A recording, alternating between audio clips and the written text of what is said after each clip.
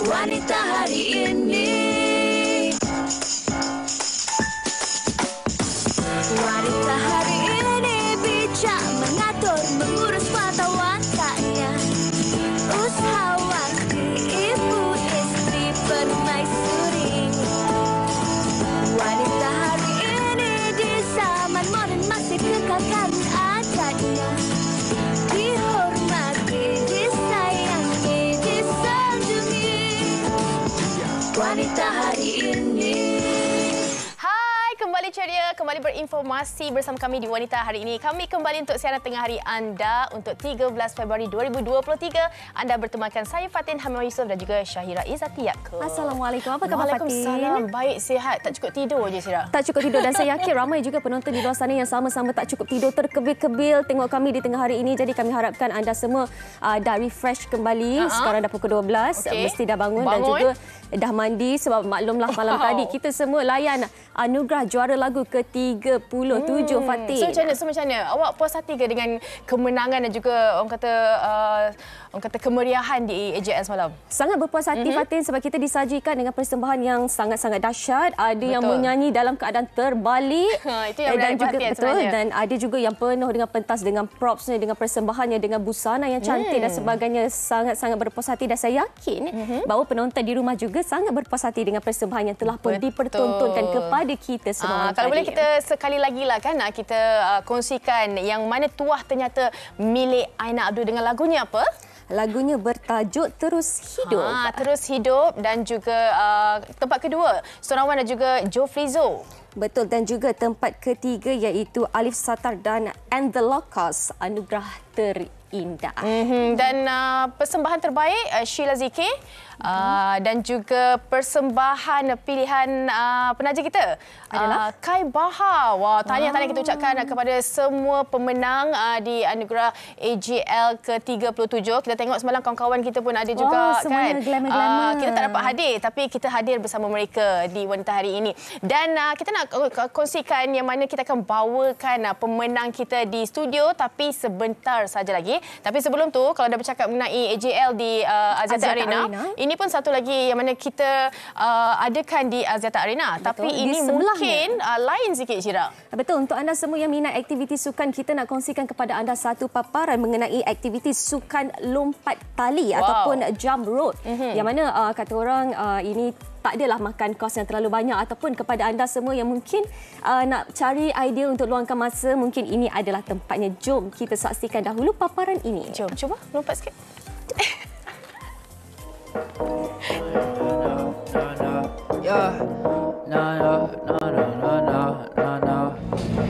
Bagi seseorang yang melakukan aktiviti jump rope selama 30 minit dikatakan dapat membakar 600 hingga ke 700 kalori. Jadi hari ini saya bersama dengan komuniti jump rope Malaysia. Kita nak tengok apakah antara teknik ataupun aktiviti jump rope yang mereka lakukan. Jom kita tengok. Aktiviti lompat tali atau jump rope sudah semestinya sinonim dengan anak muda. Aktiviti yang dahulunya berasal dari permainan tradisional kini turut dijadikan sebagai kerjaya sukan dan juga hobi oleh pelbagai lapisan umur. Merupakan seorang pecinta sukan luar, Amir Izwan Muhammad Ghazali, 42 tahun, menjadikan sukan jump rope sebagai hobi yang sering dilakukan bersama rakan-rakannya. Kebiasaannya, Amir akan berkumpul bersama rakan-rakan lebih kurang 2 kali seminggu. Saya sendiri, saya start pada tahun 2018, awal 2018. So macam saya pun dulu saya tak pernah tahu pun pasal jump rope ni, tapi bila saya cuba memang saya sangat minat lah. Yang paling mudah sekali jump rope ni, dia murah. And then kita boleh buat di mana-mana saja dan pada bila masa. Okay, sekiranya contoh kalau macam balik kerja ke, sibuk dengan hal kerja ataupun sibuk dengan hal rumah, kita boleh luangkan masa dalam 15 ke 30 minit untuk jump rope ni. Menurut Amir, aktiviti ini digalakkan untuk dilakukan setiap hari bergantung pada stamina seseorang. Jump rope ini juga merupakan antara sukan yang menggunakan teknik full body workout, iaitu menggunakan pergerakan seluruh badan dan ia lebih seronok dilakukan secara beramai-ramai. Jump rope ni adalah full body workout di mana kita bukannya workout, bukannya sekadar kaki saja, ada melibatkan tangan, melibatkan kita punya pemikiran sebab kita nak maintain, nak kontrol tali, nak melompat lepas tali dan tempo. Jump rope ni memang dia sukan yang best kalau kita buat ramai-ramai. Okay, di mana certain ada beberapa trik ataupun skill yang kita tak boleh nak buat. Bila kita ramai-ramai tu ada orang yang mahir ataupun yang pakar, kita boleh bertukar, boleh belajar sama-sama. Itu nombor satu. Nombor dua, bila ada keramaian ni kita nak workout pun lagi seronok lah sebab ada kawan-kawan kan. Sukan ni sangat fun and actually community dalam jump rope ni sangat supportive. So kalau kita belajar jump rope pun kita tak ada rasa pressure tau. Kita boleh belajar skills yang macam-macam dan tak ada satu kayu ukur yang menentukan orang tu terror ataupun tidak. Walaupun kita rasa seronok, kita dapat burn calories juga, kita dapat gaya hidup yang sihat. Sukan jump rope ni dia fun. Dia ada banyak trik-trik yang kita boleh belajar which membuatkan jump rope ni fun. Saya dapat release stress. Another one saya dapat improve my kesihatan lah.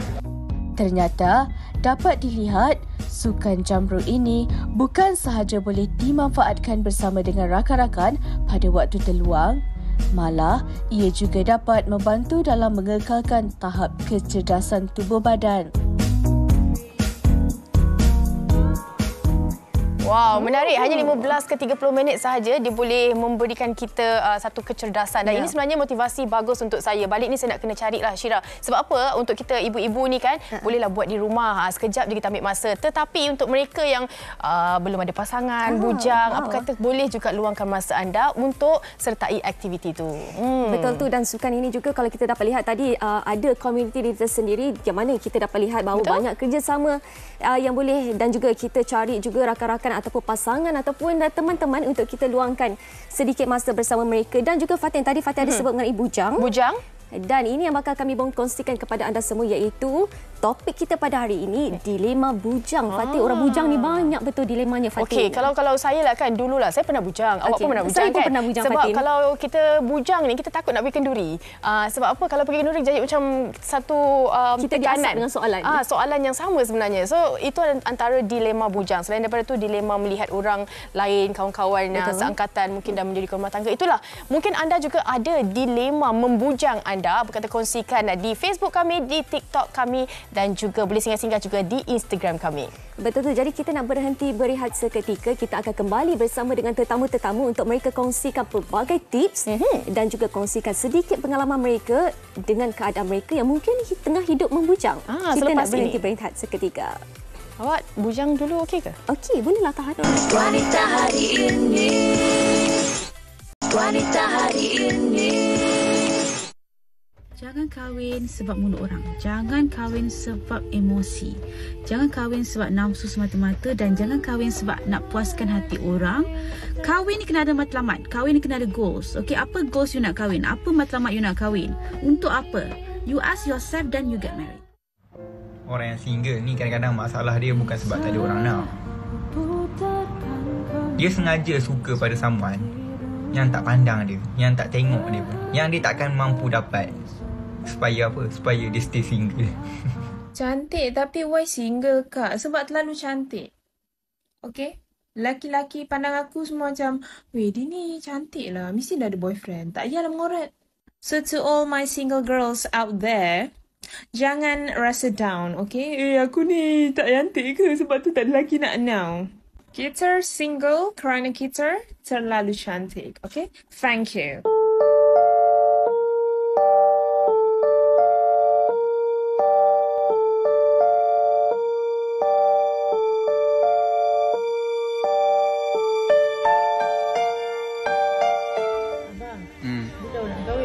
Tahu lagi ni kenapa? Umur awak dah 26, tahun depan 27. Tahu, masalah jodoh ni tak jumpa lagi. Ada pun pergi tinggal kat abang. Jangan putus asa, okey? Okey, dia lucu sikit dekat situ tapi saya suka yang part yang kita single sebenarnya kita cantik. Kita cantik, Fatin. Bukannya sebab sengaja single, okey. Itu antara sedikit perkongsian di TikTok yang nak kami kongsikan berkenaan dengan topik yang kita nak bawakan hari ini, membujang. Dilema membujang. Sampai terlupa sebab bukan bujang. Bukan bujang, kita dah kahwin. Baiklah, bercerita mengenai dilema membujang ini, pastinya kita tak boleh nak terus menghakimi mereka ini kerana pastinya ada di antara mereka ini yang ada tanggungjawab masing-masing, ada aim, ada matlamat hidup masing-masing dan sebagainya. Dan untuk kita bercerita mengenai dilema bujang ini, kita pastinya bukan berdua sebab kita berdua dah kahwin. Kita nak tanya dengan mereka yang mungkin ada pengalaman. Di sebelah kirinya, kalau dapat saya perkenalkan, adalah Amalina, seorang selebriti yang tak perlu lagi sebenarnya untuk kita perkenalkan. Assalamualaikum. Boleh kita panggil Kak Long ke? Waalaikumsalam. Boleh. Assalamualaikum. Dan di sebelah kanannya, segak, tampan, lagi bergaya. Macho di situ. Wak Doyut, siapa yang tak kenal, icon fashion kita. Ya, terima kasih. Assalamualaikum. Sihat ke? Waalaikumsalam. Alhamdulillah. Okey, dan di sebelah dia dah mula dah. Dan ini Abang Su.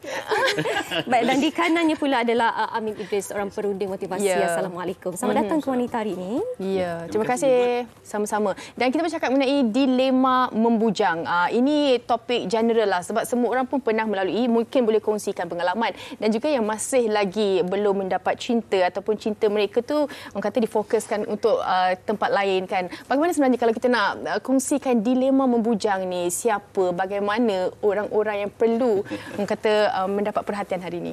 Ingat tak masa kita sekolah menengah dulu, cikgu kata tak apa, penat SPM je kan, yang susah masa SPM je. Bila dah masuk universiti semua hidup senang kan. Bila kita masuk universiti kan, tak ada senang sangat pun. Susah juga. Tapi lecturer kita kata, alah masa universiti je susah. Bila dah kerja insya-Allah senang. Bila dah grad kerja lagi susah. Susah juga. Maksudnya setiap fasa kehidupan mesti ada dilema dia. Begitu juga dalam hal perkahwinan. Masa kita kecil-kecil dulu kan kita kata best jadi dah dewasa boleh beli apa saja sesuka hati kan. Bila dah dewasa kita berdoa pula kan best jadi budak kecil. Maknanya masa kau budak nak jadi dewasa. Apa yang kau bila dah dewasa nak jadi budak. Sama juga sebelum kahwin ada dilema dia. Kan orang tanya soalan, orang tanya itu, bila duduk rumah seorang lonely kan. Tak ada orang. Bila tengok pula Instagram orang sweet-sweet kan, sakit hati kan. Terus log out. Terus sold out pula tu kan. Terus ni apa terus kalau tak suka aku like. Kuat ke manja. Tapi bila dah kahwin pula, tak sangka pula kahwin macam ni pula. Dan macam-macam pula. Maksudnya setiap fasa kehidupan ada dilema dia. Cuma the question is macam mana kita handle dilema tersebut. Betul. Itu sebagai pembuka bicara. Okey, kejap lagi kita kongsikan macam mana kita nak handle dilema tersebut. Okey, baik, kita nak bertanya kepada Kak Long sendiri. Kak Long pernah melalui fasa perkahwinan satu ketika dahulu dan kini memilih untuk hidup solo atau macam mana? Ya. Itulah kehidupan kita ni ada fasa dan ada chapter masing-masing. Dan kisah pun kisah lain-lain. Dan untuk memilih jadi solo single ni kira adalah diri kita sendiri. Apa sebabnya kita memilih single? Macam Kak Long almost 8 years untuk kata orang untuk menjalani hidup single. Tapi Kak Long ada fokus sebab Kak Long nak cari rezeki untuk anak-anak. Dan bila kita fokus tak berapa rasa sangat ke. Ada satu patah Arab sebut, maksud dia air yang deras dia takkan keruh. Yalah bila kita sibuk, bila kita sibuk tak sempat nak keruh. Tak sempat nak boring. Tak sempat nak boring, tapi kadang-kadang tu ialah masa anak kecil-kecil tu memang kita rasa macam memang tak sempat nak boring. Kita fikir tanggungjawab tu kan. Ya Allah, aku nak ini, aku kena buat something untuk kata orang untuk tuju untuk kita nak anak-anak untuk kesejahteraan anak-anak. Jadi bila kita terlalu fokus, sedar tak sedar 8 tahun rupanya gitu. Maksudnya kalau keutamaan tu pada anak-anak. Keutamaan fokus kerja. Cari rezeki kerja sebab bila kita mengambil satu langkah untuk kita macam Kak Long dalam rumah tangga tu, apa yang kita tak pernah rasakan, pahit manis, sedap sakit, sepak terjajah, semua dah rasa. So benda-benda tu semua once bila kita melangkah, tu kita ada matlamat. Bila matlamat kita rasa kita nak kita nak tinggalkan semua and then kita nak fokus pada satu matlamat, nak besarkan anak-anak. Okey, itu Kak Long mungkin matlamatnya berbeza. Kalau macam Wak pula handsome, ada segala-galanya. Apa pula matlamat ataupun apa sebab masih lagi membujang? Sebab saya banyak fokus pada family saya lah, daripada mak saya kan. Jadi kalau saya rasa kesorangan tu, saya sibukkan diri juga macam Kak Long cakap tadi. Saya sibukkan diri, saya banyak ada aktiviti saya. Aktiviti pemotoran, aktiviti sosial dengan masyarakat apa semua. Saya tak boleh duduk seorang. Bila seorang ni saya tengok Instagram, saya tengok TikTok semuanya ada yang tadi sahabat kita cakap ni sweet semua dia tersentuh. Sebab saya melalui fasa-fasa percintaan pernah, pertunangan pernah, semua tak jadi. Mungkin rezeki tu belum sampai dekat situ. Mungkin rezeki saya menjaga mak saya. Setengah orang tu dia dapat rezeki kahwin awal, usia 20, tapi berantakan di fasa pertama, kedua, ketiga. Sebab apa? Sebab kekuatan ekonomi diri tu tak mencukupi. Kadang-kadang macam tu juga. Sebab kejadian manusia ni Allah dah bagikan dia dah cantik. Ada yang orang kahwin sampai dah habis dilema, dia dah kahwin sampai 10 tahun, 20 tahun tapi tak gunakan anak. Kan? Tapi bila orang tu membujang, umur 50 baru kahwin, ada anak. Dia cantik kehidupan tu. Macam itulah. Jadi kita tak boleh nak mesalahkan sesiapa. Mungkin setengah diri kita tu dah ditentukan ke mana hala tuju kita. Cuma kita nak masih still mencari. Sebab tu ajal maut rezeki bukan di tangan manusia tapi tangan Allah Taala. Tapi kita kena usaha mencari juga. Tapi belum ditentukan lagi. Belum lagi. Jadi fokus tu diarahkan kepada benda yang sepatutnya lah. Betul, sepatutnya lah. Keluarga. Okey, baik. Kalau kita dapat kongsikan sedikit pandangan daripada rakan-rakan kita di Facebook, antaranya daripada Halijah Hanif, katanya dilema membujang ni gangguan utama bila terima soalan daripada ibu bapa bila nak kahwin. Sepupu-sepupu pun bertanya, kawan-kawan pun mempersoalkan, berdesing telinga kalau dengar setiap hari. Kau rasa macam mana? Kalau awak rasa macam mana? Benda tu satu kalau pergi kalau jawapan kondangan kahwin lah. Kondangan kahwin. Lepas tu hari raya. Baraan hari raya. Memang perkataan itu tiap-tiap tahun diulang. Saudara mara, pakcik-pakcik kan. Benda yang sama. Dia jadi macam kita stres tau. Bila kita nak tempelkan balik, saya cakap kadang-kadang kita tak boleh nak tutur dengan satu ayat sekalipun. Nak menipu pun tak boleh. Nak mengelak pun tak boleh. Kita diam je lah. Yang tu. Masuk telinga kiri, tengok ke kanan begitu. Takkan pakcik tanya awak Awak diam je. Dah tak boleh nak bercakap apa dah? Tak boleh cakap apa dah. Sebab kadang-kadang kita bila kita betul. Dah 45 tahun. Betul. Kadang dia saudara mara ni kita kan selebriti. Kadang ada gosip-gosip. Bila gosip tu kadang telefon, kenapa semua. Kita jadi macam kesempitan. Ada apa? Bukan stres, dia macam serabut macam tu. Tapi kita tak adalah nak smash dia kat situ juga, tak ada nak bising apa, saya diam jelah kan. Diam lebih baik ya. Lebih baik daripada kita bercakap tu, nanti dia jadi panjang nanti cerita dia. Kita tengah geram pula masa tu kan. Betul. Dah lapor ni.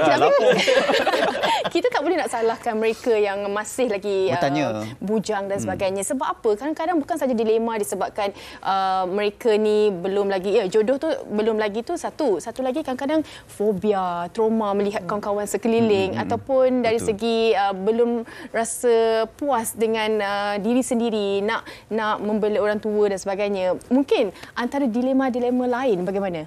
Dilema lain ialah bila kita suka membandingkan diri kita dengan orang lain. Okey. Dalam psikologi dia ada konsep diri, dia ada image diri. Yang saya nak fokus ialah konsep diri. Konsep diri ni ialah bagaimana kita melihat diri kita. Kan pernah tak jumpa orang yang umur dah dewasa tapi perangai tak matang langsung? Pernah jumpa kan? Ada juga yang muda, ramai kan. Ada juga yang budak lagi tapi sangat mature. Betul. Okey, antara puncanya kerana bagaimana dia melihat diri dia. Seekor kucing bila dia dibesarkan di jalanan, dia bukanlah kucing yang boleh kita manja-manja, walaupun kucing sifatnya manja. Kan? Sebab dia dibesarkan dalam kehidupan yang lasak.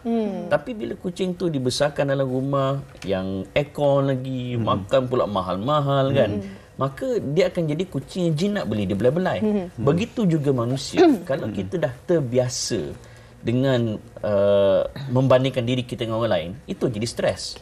Membandingkan diri kita sebagai motivasi untuk kita pacu ke depan boleh.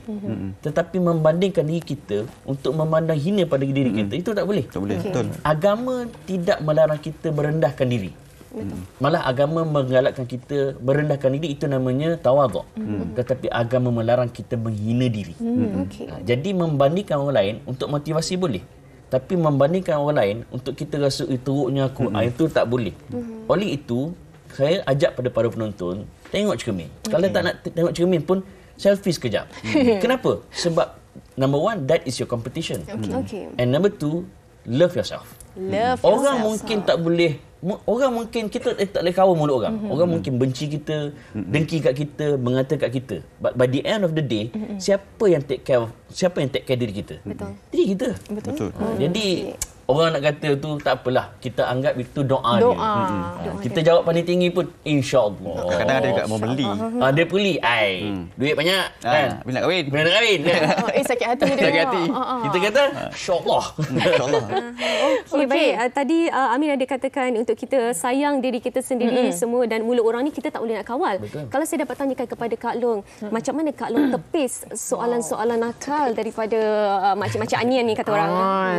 Biasa kalau dah level-level single tahap ibu tunggal ni memang orang akan pandang sebelah mata, pandang. Betul juga kata Cik Amin tadi kata orang akan pandang hina lah. Apa je kita buat semua salah.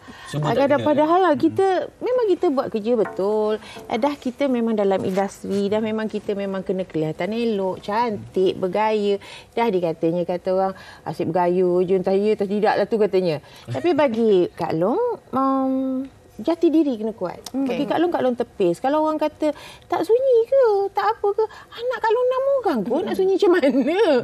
Cakap dalam satu rumah tu, at least sekarang ni dia orang dah ada yang dah besar-besar tu, kita terasa sikit lah bila dia orang dah tak ada kat rumah. Apa rasa macam sunyi pula sementara dia orang balik kan.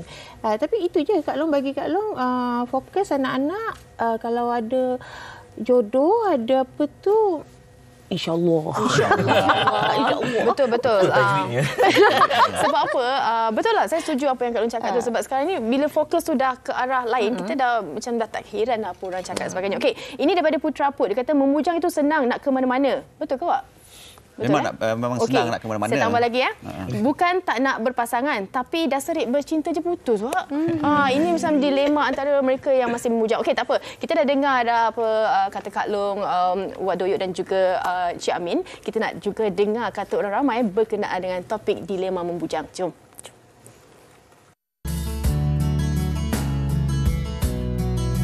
Bila nak kahwin? Itu soalan yang selalu orang tanyalah.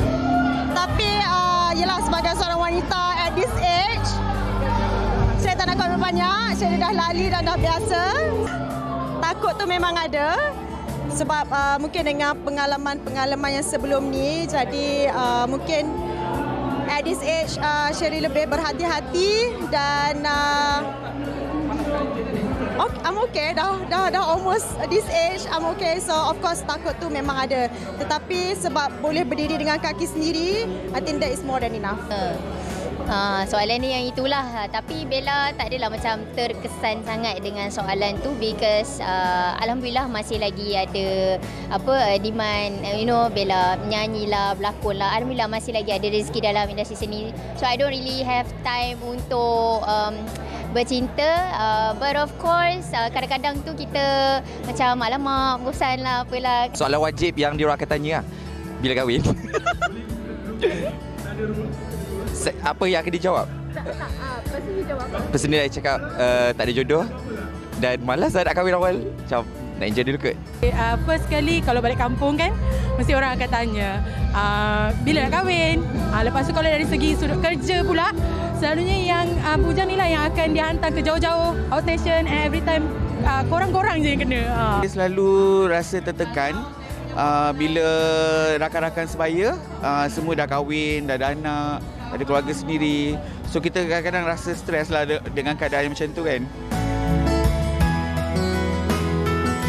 Baik, itu dia tadi pelbagai kata orang perkongsian daripada rakan-rakan kita di luar sana. Ada yang kata sibuk dengan kerjaya, ada yang kata tak sempat nak cari pasangan sebab sibuk sangat ni dan sebagainya. Kita nak tanya kepada Amin sendirilah.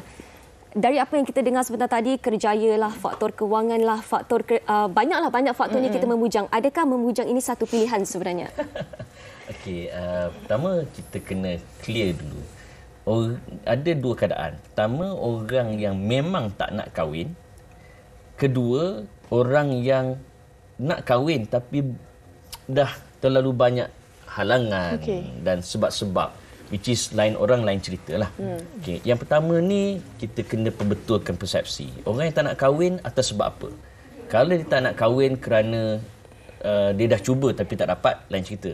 Ni kerana dia benci kahwin. Dia tengok orang kahwin pun bergaduh. Sebab di barat, ada satu research masa saya buat master dulu. Di barat ada 3 sebab kenapa tak kahwin. Pertama, sebab freedom. Dia dah ada financial freedom. Dia dah ada life freedom. Nak pasangan boleh cari je, one night stand pun tak apa. Itu pertama. Kedua, kerana dia fikir perkahwinan ni adalah satu malapetaka. Sebab kalau kahwin menambahkan bebanan, tak kahwin semua boleh buat, tak ada masalah. Ketiga, kerana persepsi masyarakat. Apa persepsi masyarakat? Dia tak kahwin sebab apa? Bila dia kahwin, contohnya dia bercinta dengan contoh sebab contoh dengan laki orang. Contohnya kan, masyarakat kita bila laki orang terus penyondol. Sedangkan ada juga keadaan di mana bila dia berkahwin dengan, dia bercinta dengan lelaki orang, isteri pertama dia okey. Kan? Tapi masyarakat pandang negatif, terus tak kahwin kawan tu. Sedangkan kawan tu dah berkejaya, dah ada segalanya, dia memerlukan orang yang stabil. Orang yang bujang ni memang takut nak mendekati dia dan dia pun tak confident. So persepsi masyarakat. Okey. So secara directly menjawab soalan tadi, bila kita berhadapan dengan situasi ni, dilema-dilema yang kita kena buat, pertama sekali, agama ajar kita istikharah.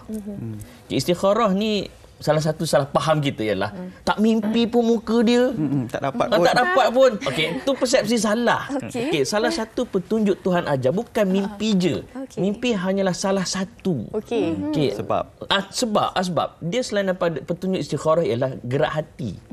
Bila kita memang cenderung pada dia dan banyak benda dipermudahkan, itu juga ada petanda istikharah. Itu pertama. Kedua pula, kita kena ingat bila kita bersendirian atas sebab apa? Bila solo. Sebab Imam Nawawi, beliau wafat meninggal tak kahwin. Bukan kerana dia tak nak kahwin. Dia terlalu sibuk menulis kitab-kitab, antara kitab yang dia tulis macam Matan Arba'in Hadis 40 kan. Diwarisi sampai sekarang. Maknanya dia sibuk tu, pandailah dia sibuk.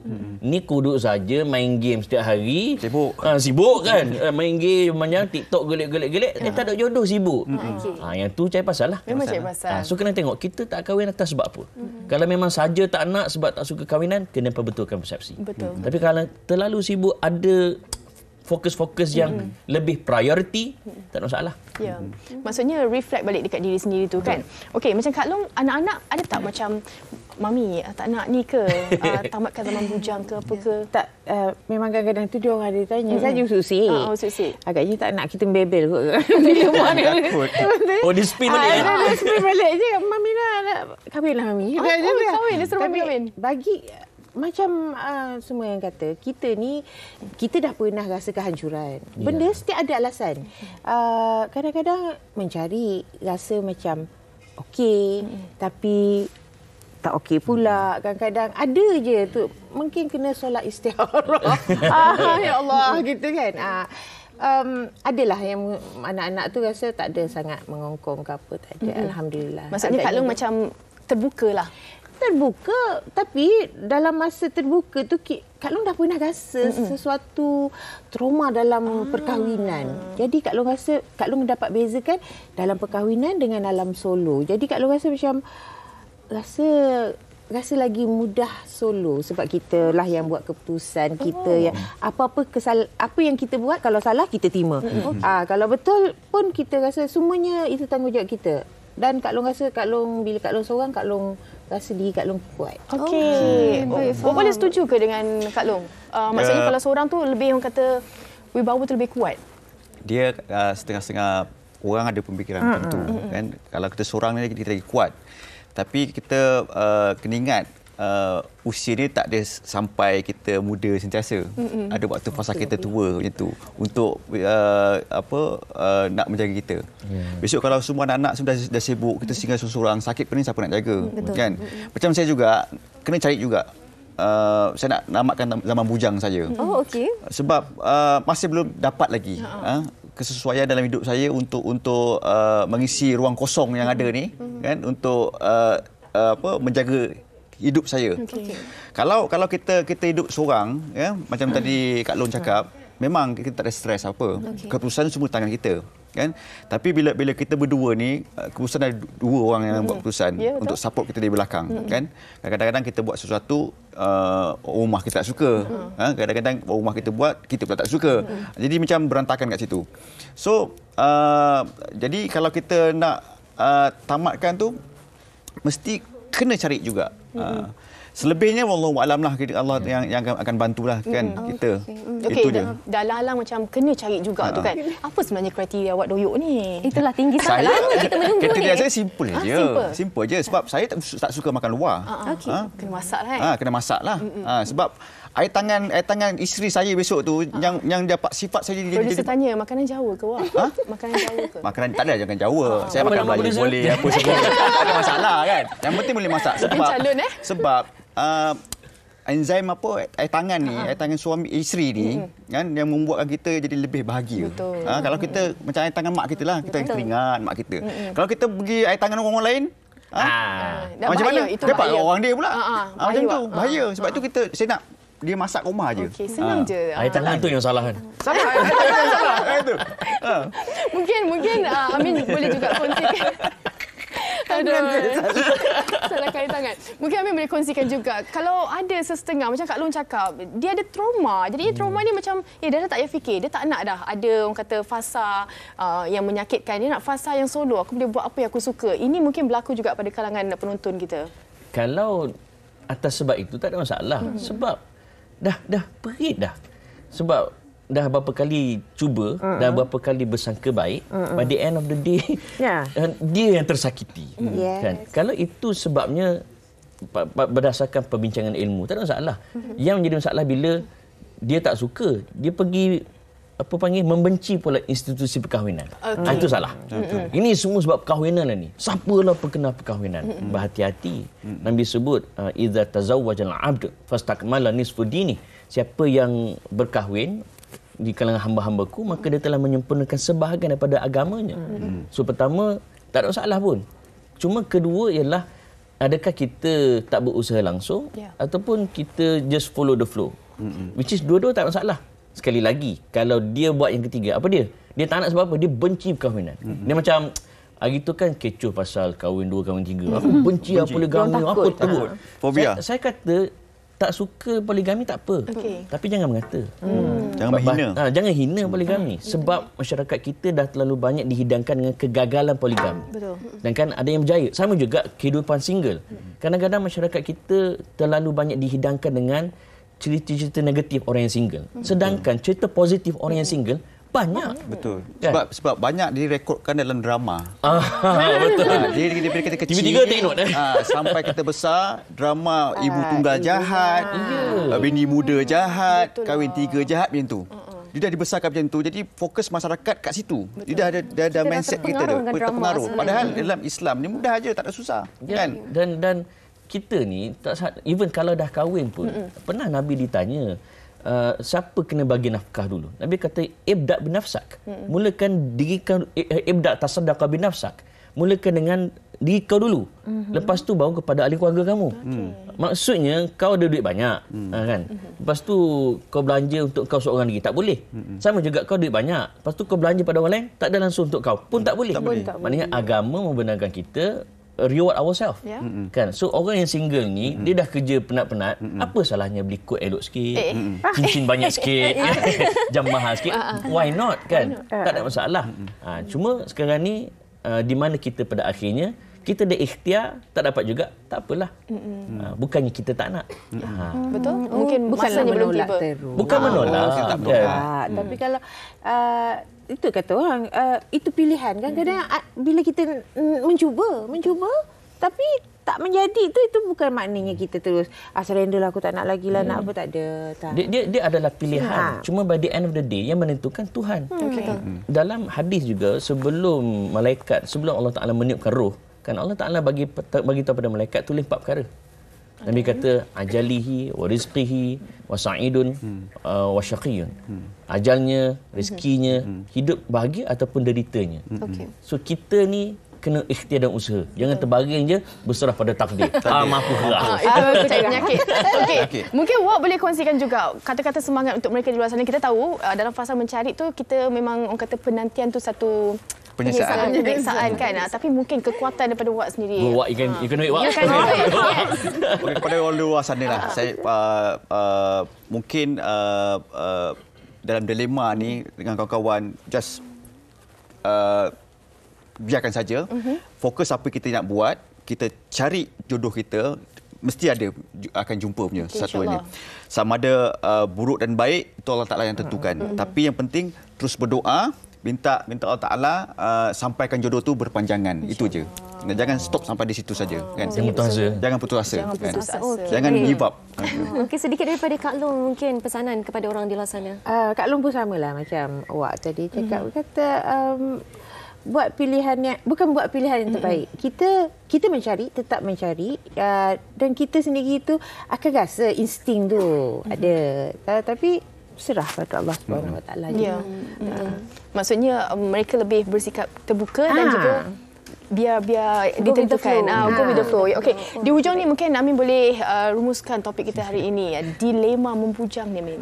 Keanu Reeves pernah ditanya tentang cinta ni, are you a fighter or a lover? Keanu Reeves kata you must be a fighter and a lover. Lepas tu dia ditanya balik kenapa? Because if a lover who don't fight for his love, what kind of lover he is?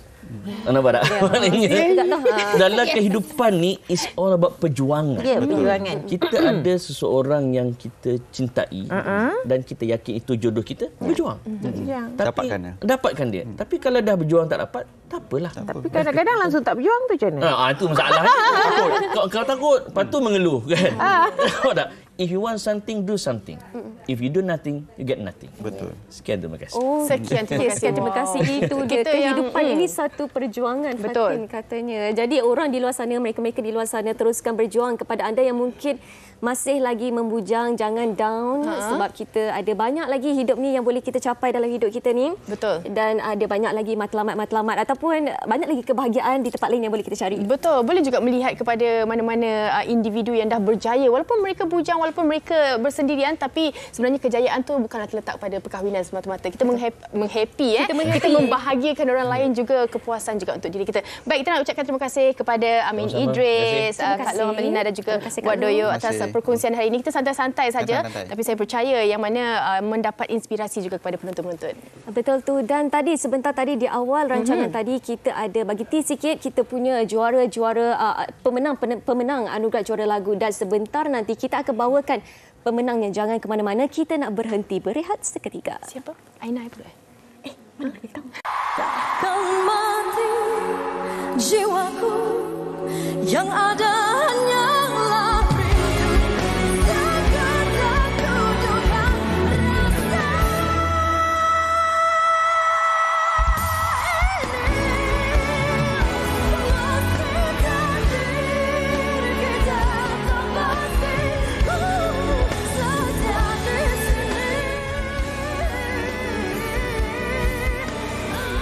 wanita hari ini.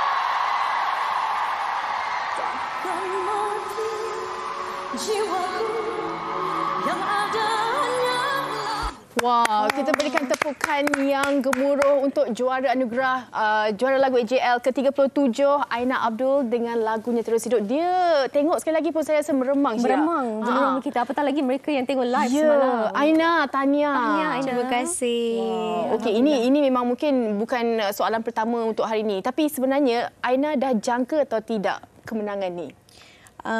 Okay, Assalamualaikum semua. Sebenarnya saya taklah jangka di mana saya akan berada, tempat keberapa, tapi saya cakap dengan diri saya yang saya masuk ke AJL 37 ni, saya nak bawa pulang sesuatu. Saya memang ada azam itu kerana untuk karya Terus Hidup ni maknanya lain sikit daripada karya yang sebelum ini. Karya ni saya boleh rasa dah kalau semalam saya tak bawa apa-apa, saya akan menangis kot kat backstage. Bukan sebab apa, tapi kerana semangat yang saya bawa ke AJL 37 ni, saya bawa bersama 30 ahli di bawah saya juga yang bekerja sama-sama dengan saya. Okey, baik. Aina, ini adalah AJL yang keempat Aina masuk, betul? Ya, betul. 2 tahun berturut-turut menang vokal terbaik dan ini kali pertama menang juara AJL ke-37. Aina, sewaktu nama Aina disebut, lagu Aina disebut oleh kedua-dua pengacara kita, ceritakan sikit macam mana perasaan tu, Aina? Sebenarnya dekat hujung-hujung few seconds sebelum Sherry dan juga Kak Jihan umum tu, I seriously, dia ada rasa macam mixed feelings lah. Dia ada rasa macam aku dapat ke ataupun aku tak dapat ke. Macam dia bukan certain, dia bukan macam okey dapat ni macam tu, tak. Dia tak macam tu. Tapi my expression was sangat-sangat tenang. Betul.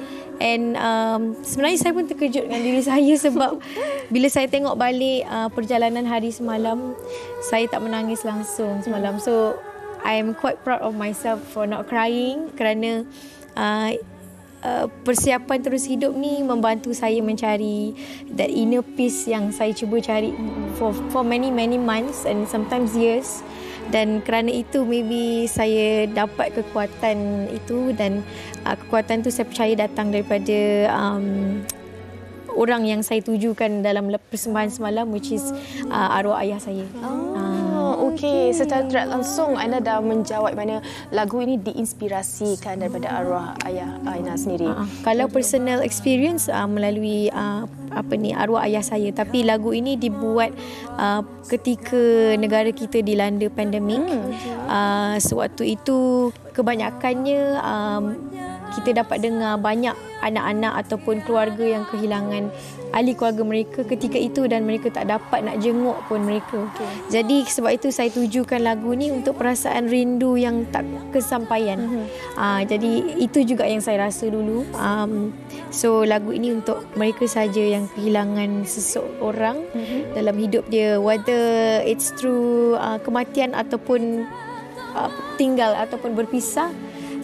It's up to siapa-siapa nak interpret, tapi rindu itu tak kesampaian lah. Okey, kalau melihat daripada kemantapan vokal yang dibawakan semalam juga, apa agaknya dari segi latihan Aina untuk mengekalkan vokal yang konsisten tu?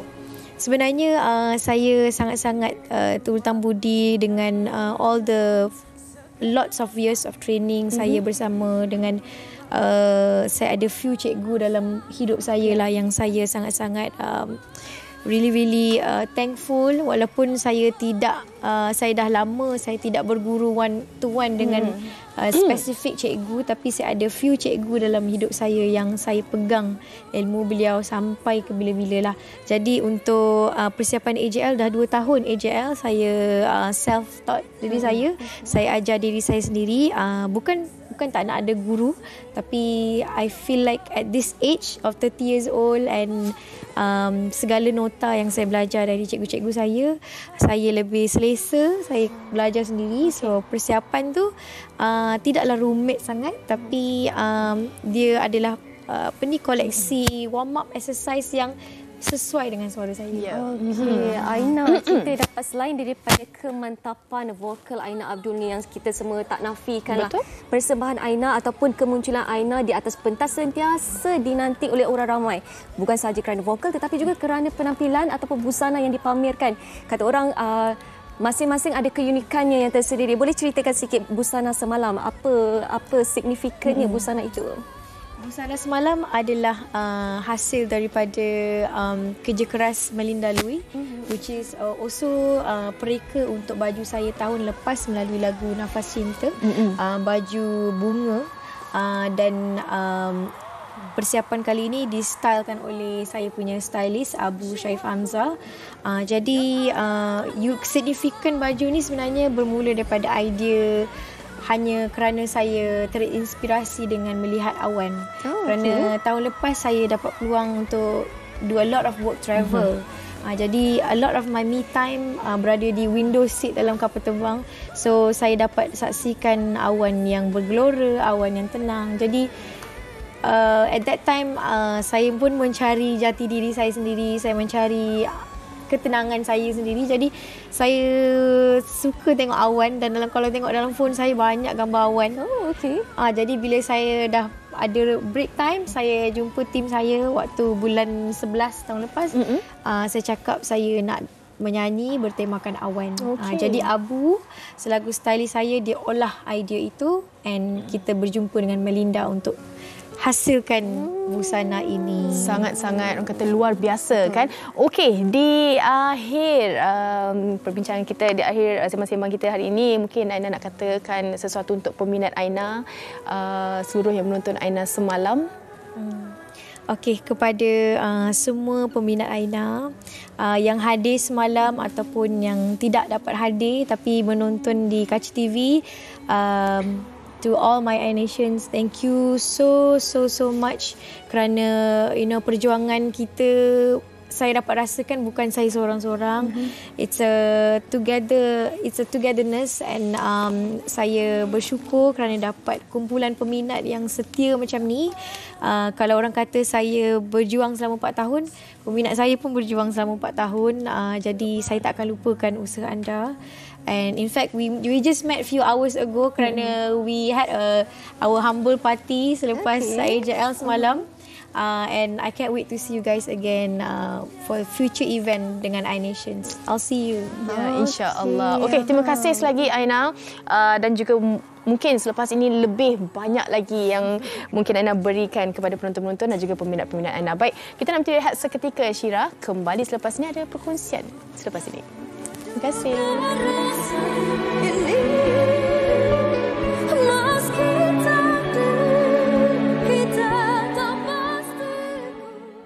Wanita hari ini.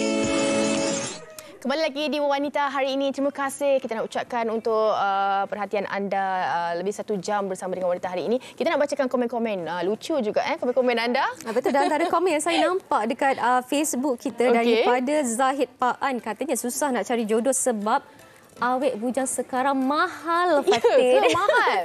Awak ni tak baik. Okey, ini daripada Fariha Kasim. Dulu niat nak membujang sebab nak jaga arwah mak dan ayah. Tapi mak suruh kahwin sebelum dia pejam mata. Dan akhirnya arwah mak juga yang carikan jodoh. Dan Alhamdulillah dapat jodoh yang baik. Wah, syukur Alhamdulillah.